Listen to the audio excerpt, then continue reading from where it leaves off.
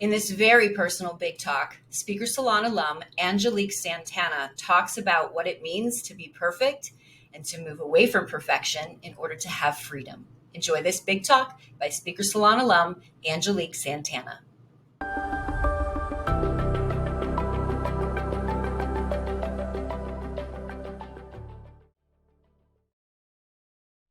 Perfection. It is paralyzing. Like right now. It is a set of expectations, of unrealistic expectations. Believe it or not, I'm not perfect. But trust me, I've spent a lot of time trying. If I'm perfect, how could I get in trouble? If I'm perfect, no one would question me or see me for who I really am. Not only did I try my personal best, I had a twin brother that I could compete with, even though he had no idea. Someone I could measure my level of perfection. Perfection in the pursuit of approval,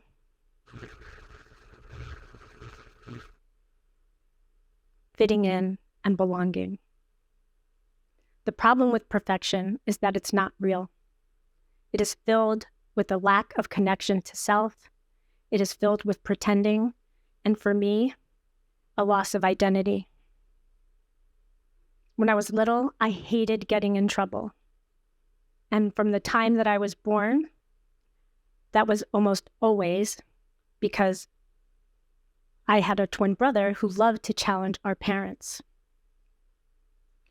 One night, when my father went to take a shower and my mom was still at work, my brother got out of bed, went into the kitchen, climbed up on the kitchen counter and got some crackers.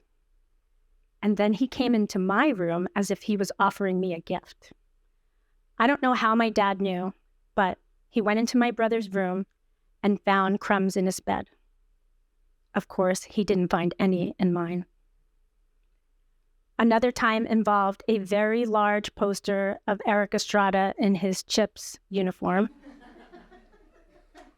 some of our friends, and a handful of darts. I don't know why we thought this was a good idea, but we all took turns throwing one, including me. Yes, we got in very big trouble.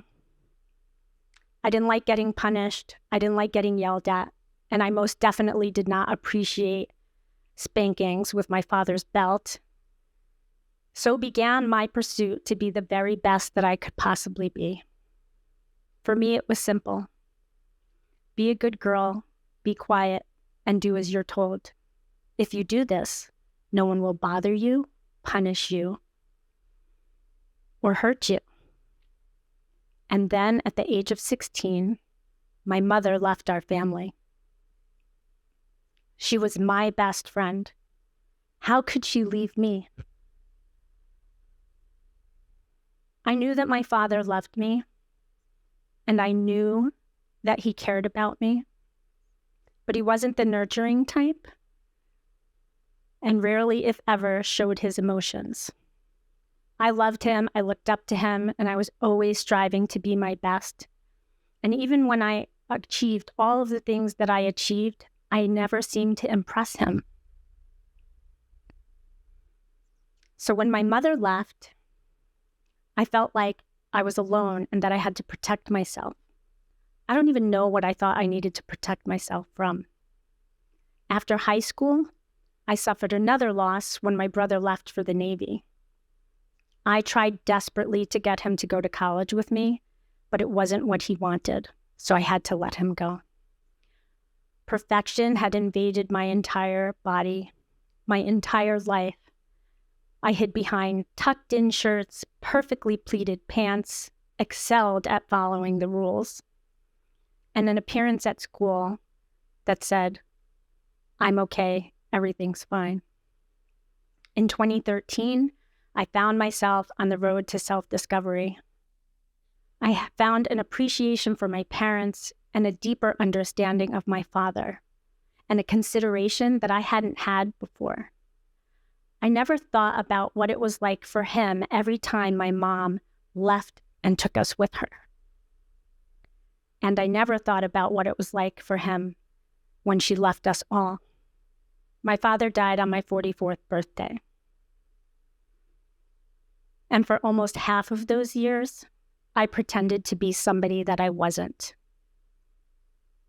Before he died, I could see him, and I finally let him see me. The truth was that he always could, I just didn't know it.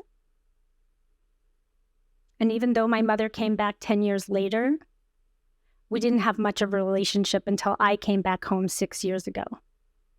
The little girl in me knows that she didn't leave her or our family. She left herself. Self-discovery led me to realize that there were 3 missing ingredients in my life. And they were love, trust, and honesty. I realized that I had little to no connection with myself, no relationship with myself. I realized that I didn't have to be perfect. Everyone makes mistakes. That I do have my own thoughts and feelings, and that it is okay for me to be myself. That last one is still really hard for me. What if you were not restricted? What if you didn't need to be perfect? It would provide you freedom. And what would freedom feel like? The main goal in life is to love yourself, trust yourself, and be honest with yourself. Set yourself free from all the rules and restrictions that were never yours. Be free to be yourself. That's freedom.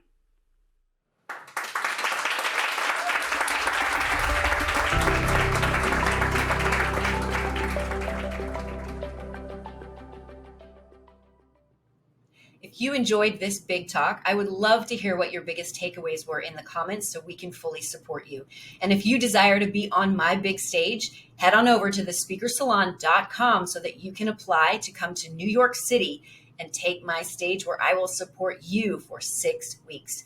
And remember, if you haven't subscribed to this channel, go ahead and hit the notification and subscription button so that you get access to all of our recent videos. Remember, your voice matters. Big love.